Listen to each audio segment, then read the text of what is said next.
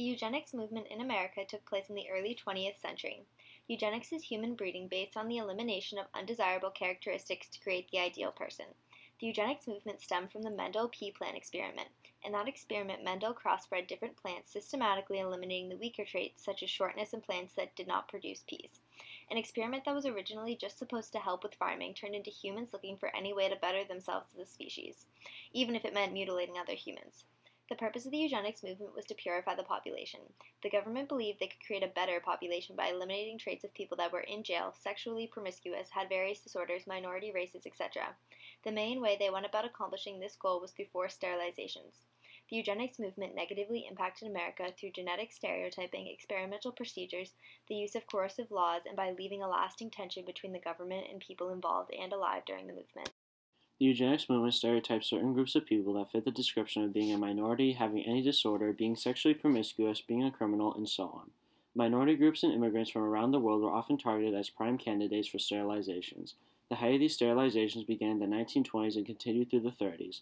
Geneticists believed that the genes from the Europeans would tarnish the superior American genes they were trying to preserve. These conclusions were made based on the stereotypes of different nationalities. The following quote from the Eugenics Archive goes into further detail about the mindset of genes and ethnic backgrounds. Their genes contributed to New England's reputation for conscientiousness and love of learning and culture. However, eugenicists believe that recent immigrants from Southern and Eastern Europe had less desirable traits. So, while Germans as a rule were thrifty, intelligent, and honest, Italians had a tendency to personal violence. Such comparisons led to the inescapable conclusion that unrestricted immigration would lead to the degeneration of American germplasm. People considered to be mentally disabled or ill were also sterilized. These people were seen as a hindrance to society. Doctors did not want the genes of these people with mental or physical disorders to re-enter society through their offspring. Numerous diseases were also thrown under this large umbrella of ill, despite the fact that not all of these conditions were even hereditary. This includes diseases such as depression, alcoholism, Down syndrome, the insane, and epileptics. Immigrants were not the only people being targeted. Women who at the same time were seen as overly sexual or bad girls were often targeted for sterilization too. For them it was used as a punishment for their actions. Geneticists wanted to prevent these genes that made women act this way from spreading back into society. In the following quote from the University of Vermont Sociology Department, the ways eugenics was used on both men and women is explored and contrasted. Women who were seen as sexually promiscuous were often sterilized as a cure for their actions. This was because sexual promiscuity was seen as a symptom of feeble-mindedness. Men differed in that sterilization was seen as a rehabilitative treatment to prevent destructive traits such as petty crime. The last major group to be targeted was criminals. Using the logic at the time, if people were in jail, genetically they had something wrong with them to make them commit a crime. Therefore, their offspring would commit the following quote from an article from the Lancaster News explains, "These unfit persons already have reached the proportions of a vast multitude. 500,000 lunatics, 80,000 criminals, 100,000 paupers, 90,000 idiots, 90,000 epileptics, and we are supporting these defectivities in idleness like real aristocrats at the expense of $100 million a year." Genetic stereotyping was bad for the country because it promoted widespread racism along with forced segregation. At a time when unity was important, this movement tore people apart. It was also harmful due to the fact that the government was acting with a power similar to a dictator to regulate the population. Throughout the eugenics movement, countless procedures were performed on those who were genetically stereotyped to ensure that their genes would not be reproduced. As many mentally deranged people were stereotyped for sterilizations, mental institutions were the prime target for this procedure. Mental institutions often performed cruel ways of analyzing which subjects had to be sterilized. An example of this is that one mental institution in Illinois forced their patients to drink milk from tubercular cows to see if the subject's immune system was prestigious enough to prevent illness. The following excerpt from the History News Network depicts the horrific procedures doctors performed. Many mental institutions had doctors practice improvised medical lethality and passive euthanasia on their own. Some doctors practiced passive eugenicide, one newborn infant at a time. Other doctors at mental institutions engaged in lethal neglect. Although sterilization was the main goal of the eugenics movement, it was not the only injustice done to these people. Although none of the hospitals ever admitted it, handcuffs, leg irons, and whips were found in a hospital. This goes to show the extent of the treatment of the patients. It also illustrates the lack of knowledge of the government at this time. Since it was not reported, the government had no way of knowing the extremes these institutes went to support this movement. In the prime of the eugenics movement, as well as even in recent years, women were another prime target for various forms of sterilizations. An instance of mass sterilization in the past few years took place in a California prison. One institution encouraged their female inmates to get abortions if their fetuses were disabled at all. Between 2006 and 2010, approximately 150 female inmates subjects of unapproved sterilizations. All of the procedures done were completed without taking into consideration the public's opinion. The government did this for the future generations, however there is no evidence of guarantee that this would in fact benefit the U.S. later on. These procedures were nothing more than experimental, stemming out of humanity's constant desire for self-improvement. Harsh experiments and procedures during the eugenics movement deprived thousands of Americans of their constitutional rights to their body. The doctors who performed these procedures went against their Hippocratic oath, discarding the trust people had in their doctors' willingness to use their skills in a positive manner. In order to perform the aforementioned procedures, certain laws had to be enacted. Throughout the course of the movement, numerous laws were put in place that made it easier to receive permission to perform these surgeries. The laws made it almost impossible for patients to fight against these sterilizations. One of the most popular types of laws that were passed during the eugenics movement were marriage restriction laws. As people were classified into different categories such as being feeble-minded, alcoholic, sexually ambiguous, etc., laws were passed to discriminate against them by deeming it illegal to marry someone with these said categories.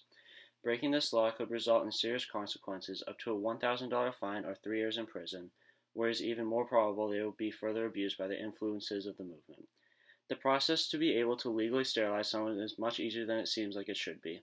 This helped contribute to the massive number of people that were sterilized during the movement, and the fact that it was governmentally supported made the process that much easier. The following quote from the Eugenics Archive states the ease of gaining the right to sterilize a person. In 1909, in order to legally sterilize someone, the approval for any of the two of the three following individuals was required: the superintendent or resident physician of the institution, the superintendent of state hospitals, and the secretary of the State Board of Health. The laws were put in place not only made it easy for sterilization of people, but also took away the rights to their own body. They helped to further the agenda of the state governments while infringing on individual rights. These laws also created an overall feeling of distrust during the time period. The eugenics movement has left a lasting impact on the world up to today. The movement had spread beyond the U.S. into Germany, impacted the world through a massive world war. It has also forced the United States to look back on its history and ensure that no movement like it ever occurs again. Hitler referred many times that his anti-Semitism philosophies derived from the American laws and procedures that were put in place during the American eugenics movement, and used that to legitimize his vision of a pure Iranian race. Successful American businessmen Rockefeller and Carnegie both established foundations and institutions that focused on America's eugenics movement.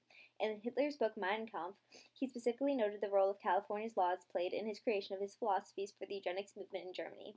Unlike other horrible incidents in U.S. history, such as treatment of Native Americans, the eugenics movement is actually part of the curriculum in California. Due to the fact that California had some of the harshest laws, they thought that the movement should be covered. However, they chose to portray it in a positive manner, contrary to what actually happened. In the following quote from the University of Vermont's Sociology Department, the education California receives on the eugenics movement is discussed. Eugenics was integrated into the curriculum of California's public schools. Biology, sociology, and home management textbooks all contain the evidence supporting the cause. This, in addition to the propaganda from eugenics societies, resulted in overall public support for the movement in California. Today, the United States is trying to compensate individuals who were impacted through the eugenics movement in various ways. Only a very small fraction of the states that perform sterilizations have actually compensated the individuals and families in some way. Many people argue that the government has not been doing enough to make up for the damages done to the victims that will affect them for the rest of their lives. The following quote from the University of California, Berkeley states the attempts by certain states to make amends for the eugenics movement. North Carolina was the first to create plans for compensation, setting aside a $10 million fund to pay surviving victims. Virginia followed suit in 2015 with a $400,000 fund to give individuals $25,000 each. However, there is one positive legacy from the eugenics movement. From the eugenics movement came the creation of Planned Parenthood. In today's society, Planned Parenthood is an organization that helps women. However, it was originally created to help abort black children. This quote from the University of California, Berkeley illustrates the way eugenics influences women today. Today, women are increasingly pressured to perform amniocentesis tests to pursue abortions when their babies test positive for disabilities. Though this may seem perfectly rational to some, activists warn that the logic behind this thinking that aborting a disabled child will save a family from suffering is again reminiscent of the past movement. Controversy about the eugenics movement has stemmed from whether or not it has a positive or negative impact on the world. However, the eugenics movement has mainly had a negative effect on the United States, but has also impacted the rest of the world by influencing powerful leaders to undergo a similar movement. The legacy was both short-term and long-term, with the effects still being seen in current times. The use of genetic discrimination, experimental procedures, and coercive laws, the eugenics movement has negatively impacted the United States and has left a lasting tension between the government and the people impacted by the movement. The eugenics movement was controversial while it was happening and continues to be controversial today. With the lack of widespread public knowledge on the event, it falls under the ever-growing category of awful events in U.S. history that is overlooked. This movement completely strips citizens of their right while claiming it is better for their future. U.S. citizens need to be more educated on this horrific event to prevent its reoccurrence.